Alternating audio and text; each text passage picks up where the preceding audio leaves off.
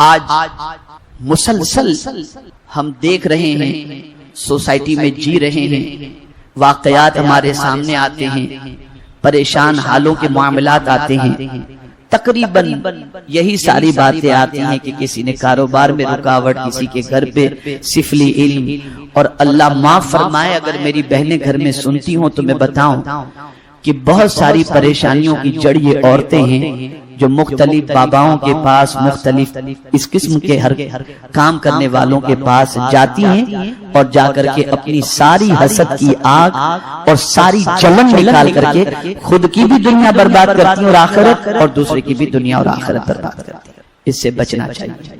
بچنے کے لیے اللہ نہ کرے اگر کوئی اس شرارت کا شکار ہو چکا ہے تو اسے چاہیے کہ میں چند عمل بتا دیتا ہوں، اسے اپنی زندگی کے اندر نافذ کر لے، اس کو اختیار کرے، اس کے عوض کے اندر اللہ عز و جل جادو کے اثرات سے بھی نجات عطا فرمائے گا، اور پروٹیکشن کے طور پر اللہ اس کے ذریعے حفاظت بھی فرمائے گا۔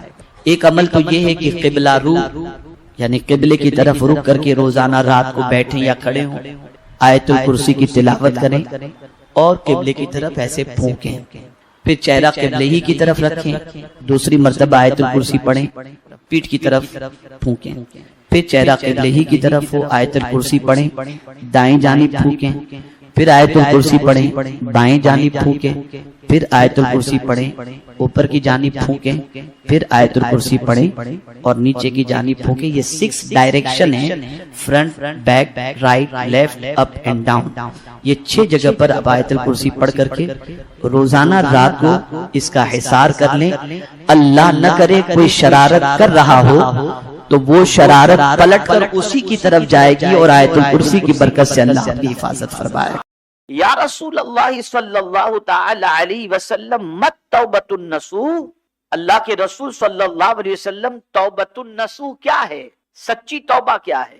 توجہ سے سماعت فرمائیں۔ آقا کریم صلی اللہ علیہ وسلم نے ارشاد فرمایا، ان یندم العبد علی الذی اصاب، کہ بندہ کیے ہوئے گناہوں پر نادم ہو۔ نادم کہتے شرمندہ۔ آج ہم اپنی زبان سے استغفر اللہ استغفر اللہ یہ تو کہتے ہیں، لیکن کن گناہوں سے توبہ کر رہے ہیں اس کا بھی خیال نہیں، اور ان گناہوں پر شرمندہ ہیں یا نہیں اس کا بھی کوئی تعلق نہیں، بس زبان چل رہی ہے، بس اتنا ہی کہا۔ تو رسول اعظم صلی اللہ علیہ وسلم ارشاد فرماتے، کیے ہوئے گناہوں پر نادم ہونا، شرمندہ ہونا، یہ اتنا جملہ پہلے فرمایا۔ یہ پوری تعریف نہیں ہوئی ابھی توبۃ النصوح۔ سچی توبہ کی ایک چھوٹی سی کڑی حضور نے پیش فرمائی کہ کیے ہوئے گناہ پر نادم ہونا۔ ہماری زندگی میں ہم سے جو بھی گناہ ہوئے اس پر اگر ہم شرمندہ ہیں، ہمیں نہیں کرنا چاہیے تھا، کیا ہو گیا، اور آنسو بہ رہے ہیں، رو رہے ہیں، افسردہ ہو رہے ہیں، تو اس کو کہتے ہیں توبہ۔ اور آگے حضور صلی اللہ علیہ وسلم نے ارشاد فرمایا، فَيَعْتَذِرُوا إِلَى اللَّهِ تَعَالَى، پھر اللہ کے حضور عذر کرے، یعنی توبہ کرے، مولا میں شرمندہ بھی ہوں لیکن میرے کریم مجھ سے ہو گیا، لیکن اب آئندہ مجھے تم معاف فرما دے، مجھے معاف فرما دے، آئندہ نہیں۔ جیسے کوئی بندہ پکڑا جاتا ہے کسی چوری کے اندر، تو پکڑے جانے کے بعد کیا ہوتا ہے، بس آپ چھوڑ دیے، آئندہ نہیں کروں گا، میں وعدہ کرتا ہوں، میں شرمندہ ہوں، اس کی گردن جھکی ہوئی، آنکھوں سے آنسو جا رہے ہیں، چوری کرتے پکڑا گیا، کوئی جرم کرتے پکڑا گیا، تو جب پکڑا گیا تو رو رہا ہے، یہ شرمندگی ہوئی، اور کہہ رہا آئندہ نہیں کروں گا، میں توبہ کرتا ہوں، میں آپ سے معافی مانگتا ہوں، آئندہ نہیں کروں گا، یہ دوسری کڑی ہوئی۔ اب آگے سنیے، ثم لا يعود الیہ کما لا يعود اللبن الی الضرع، پھر عزم کرے کہ دوبارہ گناہ کی طرف نہ لوٹے گا۔ کس طرح نہیں لوٹے گا؟ جیسے دودھ بکری کے تھن سے نکال لیا جائے اور پھر دودھ اگر آدمی اندر ڈالنا چاہے تو ڈال سکتا ہے، تو دودھ کھیری سے نکلے اس کے بعد کھیری میں جس طرح دوبارہ نہیں داخل کیا جا سکتا، ایسے ہی سچی توبہ یہ ہے کہ جن گناہوں سے تم نے توبہ کیا کبھی پلٹ کر اس گناہ کی طرف تم نہیں جاؤ گے، یہ ہے سچی توبہ۔ یہ حضرت معاذ بن جبل رضی اللہ تعالی عنہ سے رسول اعظم صلی اللہ تعالی علیہ وسلم نے ارشاد فرمایا۔ میرے پیارے آقا صلی اللہ تعالی علیہ وسلم کے پیارے دیوانوں، بہت سارے اقوال بزرگوں کے بھی اس کے سلسلے میں ہیں کہ سچی توبہ کیا ہے، لیکن آج رسول اعظم صلی اللہ علیہ وسلم کے اس ارشاد کے بعد میں آپ کے سامنے مولا علی کرم اللہ تعالی وجہہ الکریم کا ایک قول پیش کر دیتا ہوں، اور آپ کو یہ میں سمجھانے کی کوشش کروں گا کہ ہم اور آپ جو توبہ کرتے ہیں کیا واقعی وہ سچی توبہ ہے، اور اگر نہیں تو سچی توبہ کیا ہے، تاکہ اس مقدس مہینے کے اندر ہم سچی توبہ کی کوشش۔ میرے پیارے آقا صلی اللہ تعالی علیہ وسلم کے پیارے دیوانوں، حضرت علی کرم اللہ تعالی وجہہ الکریم نے کسی دیہاتی کو دیکھا، کسی دیہات کے رہنے والے کو، کہ وہ اللہ کی بارگاہ میں کہہ رہا ہے، کیا کہہ رہا ہے؟ اللہم انی استغفرک و اتوب الیک، یا اللہ میں تجھ سے مغفرت چاہتا اور تیرے حضور توبہ کرتا ہوں۔ کوئی غلط بات تو نہیں کر رہا تھا، اچھی بات تھی۔ اللہ کی بارگاہ کے اندر ایک دیہاتی، مولا میں تجھ سے معافی مانگتا ہوں، میں تیری بارگاہ کے اندر توبہ کرتا ہوں، اور دیکھنے والا کون؟ مولا علی کرم اللہ تعالی وجہہ الکریم۔ تو مولا علی کرم اللہ تعالی وجہہ الکریم نے اس اعرابی سے، دیہاتی سے فرمایا یہ تو جھوٹوں کی توبہ ہے، یہ تو جھوٹوں کی توبہ ہے۔ تو اس نے عرض کیا امیر المؤمنین یہ تو بتائیں کہ سچوں کی توبہ کیا ہے اور سچی توبہ کیا ہے۔ بس اب آپ اسے سن لیجئے، اور پھر میں آپ کو بتاتا ہوں کہ اگر اس طریقے کی توبہ ہم نے کر لی تو قرآن کہتا ہے وَتُوبُوا إِلَى اللَّهِ جَمِيعًا أَيُّهَا الْمُؤْمِنُونَ لَعَلَّكُمْ تُفْلِحُونَ، تو اللہ کامیابی ہمیں عطا فرما دے، کامیابی عطا۔ اب سچوں کی توبہ کیا ہے اسے سماعت فرما۔ مولا علی کرم اللہ تعالی وجہہ الکریم نے اس دیہاتی کے پوچھنے پر بتایا کہ اگر تو جاننا چاہتا ہے کہ سچوں کی توبہ کیا ہے تو آپ نے بتایا جس توبہ میں 6 چیزیں پائی جائیں۔ کتنی؟ بولیے، 6 چیزیں پائی جائیں وہ سچوں کی توبہ ہے۔ غور کیجئے گا، کہنے والا کوئی عام آدمی نہیں کہہ رہا ہے، سید الاولیاء فرما رہے ہیں۔ مولا علی کرم اللہ تعالی وجہہ الکریم ارشاد فرماتے ہیں۔ اب وہ 6 چیزیں آپ سماعت فرما لیں۔ پہلی چیز، مولا علی کرم اللہ تعالی وجہہ الکریم ارشاد فرماتے ہیں جو گناہ پہلے ہو چکے ہیں ان پر ندامت و شرمندگی، جو پہلے گناہ کر لی اس پر افسوس ہے، بندہ شرمندہ ہے، نادم ہے، اور اسے یاد کر کر کے روتا ہے۔ یاد رکھیں وہ لوگ جو بڑھاپے کی دہلیز پر پہنچنے کے بعد کالج کی زندگی کے گناہ یاد کر کے کہتے ہیں یار وہ زندگی کتنی اچھی تھی، یہ کیا ہم نے کر لیا، شادی کر لی، بیوی بچے سب جمیلے میں اتنے پھنس گئے کہ وہ والی زندگی چھوٹ گئی۔ یعنی گناہ کر کے آدمی افسوس اس اعتبار سے کرتا ہے کہ اب عمر اس کی گناہوں کی نہیں، لیکن اگر کوئی شخص گناہوں کو یاد کر کے روتا ہے کہ کیا ہو گیا، میں نے جوانی کتنی غلط کام میں گزار دی، کس طریقے سے میں نے برائی کی، اور روتا رہتا ہے، تو حضور صلی اللہ علیہ وسلم کی بارگاہ میں ام المؤمنین حضرت عائشہ صدیقہ رضی اللہ تعالی عنہ نے عرض کیا یا رسول اللہ صلی اللہ تعالی علیہ وسلم کیا کوئی بندہ ایسا بھی ہے جس سے قبر میں سوال نہ ہوگا؟ ارشاد فرمایا ہاں عائشہ، اگر کوئی اپنے گناہ کو یاد کر کے روئے اللہ اس سے قبر میں سوال جواب نہیں فرمائے۔ تو گناہ کو یاد کر کے رو، گناہ کو یاد کر کے رو۔ تو سچی توبہ کی پہلی شرط یہ ہے کہ گلٹی فیل ہو، شرمندگی ہو، ندامت ہو، افسوس ہو کہ میں نے کیا کر لی، کیا ہو گیا مجھ سے۔ یہ پہلی شرط۔ میرے پیارے آقا صلی اللہ تعالی علیہ وسلم کے پیارے دیوانوں، اب سچی توبہ کی دوسری شرط سماعت فرمائیں۔ جو فرض ادا نہیں ہوئے ان کی قضا۔ کتنے توبہ کرنے والے فرض کی قضا کرتے ہیں ذرا بتائیں؟ ہیں کچھ آج بھی مسلمان الحمدللہ، ہم جانتے ہیں کہ روزانہ 2-3 1 دن 4 دن کی نماز جو پہلے قضا ہو چکی تھی اپنی نمازوں کے ساتھ 2-3 دن کی نماز قضا پڑھ لیتے ہیں۔ تو سچی توبہ یہ ہے کہ فرض کی قضا کرو، جو نمازیں چھوٹ چکی ہیں، جو روزے چھوٹ چکے ہیں ان کی قضا کرو، جلدی سے اس فرض کو ادا کرو۔ یہ ہے سچی توبہ، یہ ہے سچی۔ ہم تو نوافل کے فضائل سنتے ہیں اور پھر سوچتے ہیں کہ آج بڑی رات میں اتنی نفل پڑھ لیں گے تو ہماری چھٹی ہو جائے گی۔ الحمدللہ میں نے ماہ رجب کی فضیلت پر ایک ریکارڈنگ میں نے کی ہے، مطلب میری ریکارڈنگ ایک کلپ وائرل ہوئی، اس پہ میں نے تاکید کی ہے، خاص طور پر تاکید۔ میں نے نوافل کے فضائل بیان فرمائے ہیں، لیکن ساتھ میں میں نے یہ بھی کہا ہے جس پر نماز فرض قضا باقی ہے وہ پہلے ان فرائض کو ادا کرے، بڑی راتوں میں ان فرائض کو ادا کر لے تو اللہ تعالیٰ اس فرض کی ادائیگی کی بنیاد پر نفل سے زیادہ اسے ثواب عطا۔ تو پہلے فرائض ہوا۔ تو مولا علی کرم اللہ تعالی وجہہ الکریم فرماتے ہیں جو فرض ادا نہیں ہوئے ان کی قضا۔ اب تیسرے میں تو گاڑی اٹک جائے گی، اور تلاش کرنے پر بہت کم شاید کوئی نصیب ہو ایسا نظر آ جائے۔ مولا علی کرم اللہ تعالی وجہ الکریم فرماتے کسی کا حق غصب کیا ہے تو اسے لوٹاؤ۔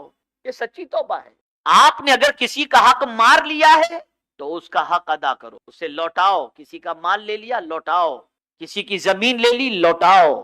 اس کے بغیر سچی توبہ نہیں کہی جائے گی۔ یہ مولا علی کرم اللہ تعالی وجہ الکریم سچی توبہ کے بارے میں۔ اور یہاں میں آپ کو بتا دوں میرے آقا کی رحمت کا بھی تو کیا کہنا، سبحان اللہ۔ اگر کسی بندے پر قرض ہے اور وہ ادا کرنے کی کوشش کر رہا ہے، اپنے خرچ کم کیا، یہ نہیں کہ قرض ہمارے اوپر ہے اور ہم جا رہے ہیں حج کے لیے بھی، ہم جا رہے ہیں عمرہ کے لیے بھی، ہم چندہ بھی لکھا رہے ہیں، کوئی یہ ساری چیزیں اللہ کی بارگاہ میں ان چیزوں کی ضرورت نہیں۔ پہلے قرض کو ادا کرو، تم پہلے تمہارے ذمے جو قرض ہے اس کو پہلے ادا کرو۔ اب کسی پر قرض ہے اور وہ قرض ادا کرنے کی کوشش میں لگا ہوا ہے، اور میں ایسے کچھ لوگوں کو جانتا بھی ہوں کہ جنہوں نے قرض لیا تھا اور ان کے پاس ادا کرنے کی طاقت نہیں تھی، لیکن محنت کی انہوں نے، اور پہلی فرصت میں انہوں نے قرض ادا کرنے کی کوشش کی۔ واللہ جب انہوں نے قرض ادا کر دیا تو اللہ نے ان کی روزی میں اور برکتیں عطا فرما دی۔ نیت اچھی رکھو۔ لیکن اگر کوئی شخص محنت کر رہا ہے، قرض بہت بڑھ گیا لیکن دینے کی طاقت نہیں ہے، کوشش کر رہا ہے، چھوٹا چھوٹا بھی دے رہا ہے کیسے بھی کر کے، کوئی فضول خرچی نہیں کرتا، اور اس کے بعد اس کا انتقال ہو گیا، تو حضور صلی اللہ علیہ وسلم فرماتے ہیں اس کے قرض کی ذمہ داری میرے ساتھ۔ قیامت کے دن جس کا قرض اس کے سر پر ہوگا میں اس کو راضی کروں، اس لیے کہ اس کی بساط میں تھا، اتنی کوشش کی لیکن نہیں دے سکا، نیت تھی اس کی دینے کی، نیت تھی۔ تو مولا علی کرم اللہ تعالی وجہ الکریم نے ارشاد فرمایا کسی کا حق غصب کیا ہے تو اسے لوٹاؤ۔ زمین غصب کی ہے، لوٹا دو۔ مال غصب کیا ہے، لوٹا دو۔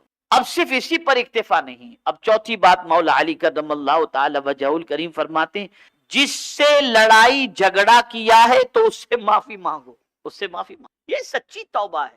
جس سے لڑائی جھگڑا کیا اس سے معافی مانگو جا کر، یہ نہیں کہ واٹس ایپ کے اوپر میسج کر دیا پھر دیکھتے رہو کہ پڑھا کہ نہیں پڑھا، معاف کیا کہ نہیں کیا، وہ نہیں، جاؤ جا کر اس سے معافی مانگو۔ اور اگر کوئی تمہارے پاس معافی مانگنے کے لیے آئے تو رسول رحمت صلی اللہ علیہ وسلم کے ارشاد کا مفہوم ہے کہ تمہارا پرسنل معاملہ ہے، ذاتی معاملہ ہے، اور تم سے کوئی معافی مانگنے کے لیے آئے، سرکار فرماتے ہیں صلی اللہ علیہ وسلم تو معاف کر دینا چاہیے۔ اور اگر کوئی اکڑ گیا، معاف نہیں کر رہا، تو حضور صلی اللہ علیہ وسلم فرماتے ہیں قیامت کے دن وہ میرے حوض کوثر پر نہ آئے، قیامت کے دن وہ میرے حوض کوثر۔ اعلیٰ حضرت عظیم البرکت امام عشق و محبت ہر 15ویں شب کو، 14 تاریخ کو 15ویں شب کے آنے سے پہلے بریلی شریف کے لوگوں کو اپنے گھر بلاتے تھے اور فرماتے تھے تم ایک دوسرے کو معاف کر۔ یہ اعلیٰ حضرت کا معمول، ایک دوسرے سے معافی تھا۔ تو مولا علی کرم اللہ تعالی وجہ الکریم ارشاد فرماتے جس سے لڑائی جھگڑا کیا ہے تو اس سے معافی مانگو، اور آج معافی مانگ لو، یہ آسان ہے اور سستا سودا ہے۔ قیامت کے دن اگر وہ تمہارے سے حق طلب کیا تو ساری نیکیاں گئیں، سب ختم۔ اس لیے دنیا ہی کے اندر یہ سارے کام کر لینا چاہیے، سچی توبہ کی شرط ہے یہ چوتھی شرط۔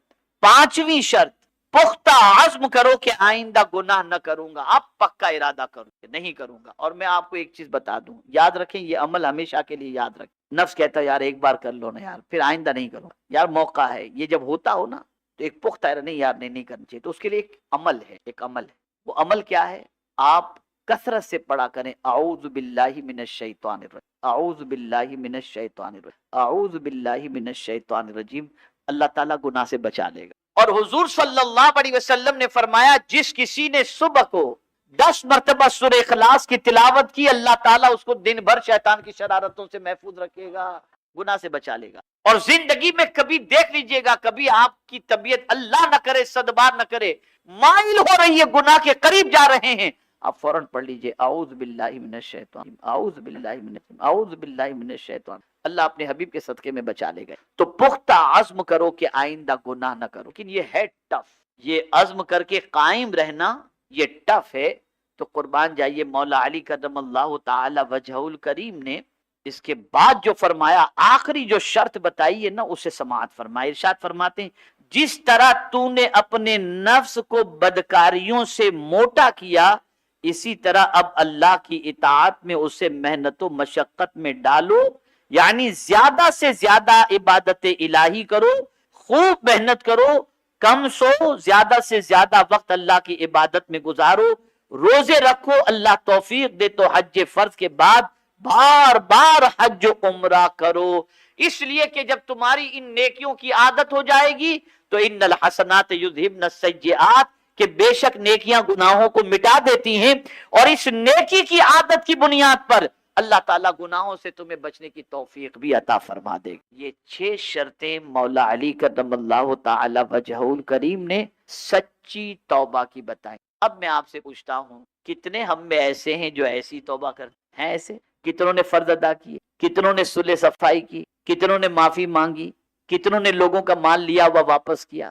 ارے میں آپ کو بتاؤں گا تو حیرت ہوگی، میں جس اب وضاحت تو نہیں کرنا چاہیے، ٹور والے بیچارے بتاتے ہیں کہ حضرت 2 سال ہو گئے لوگ ہمارے ساتھ حج کر کے آئے، ابھی تک پیسہ نہیں دیا، اور شادیوں کے کھانوں کے اندر لاکھوں کا خرچ کر کیا یہ دنیا کا دکھاوا، یہ آرٹیفیشل، یہ ساری چیزیں بھول چکے ہیں لوگ کہ اللہ کی بارگاہ میں جواب دینا پڑے گا۔ ارے چند پیسے اگر کسی کا قرض آپ کے اوپر ہے تو با جماعت 40 دن کی نمازیں اس کو دے دی جائیں گی، چند پیسے کی بات کر رہا ہوں اور روپیے کی بھی بات نہیں، یہاں تو لاکھوں لے کے ڈکار نہیں۔ اللہ کی توفیق سے میں ابھی 15 دن پہلے مدینہ منورہ میں اور مکہ مکرمہ میں حاضر ہوا تھا، تو میں حرم شریف سے مکہ مکرمہ سے واپس آ رہا تھا، تو ہمارے ادارے کے ایک طالب علم ہے یہیں کے پڑے ہوئے، وہ احرام میں بیٹھے ہوئے تھے، میں نے کہا بیٹا یہاں بیٹھے ہوئے ہو تم؟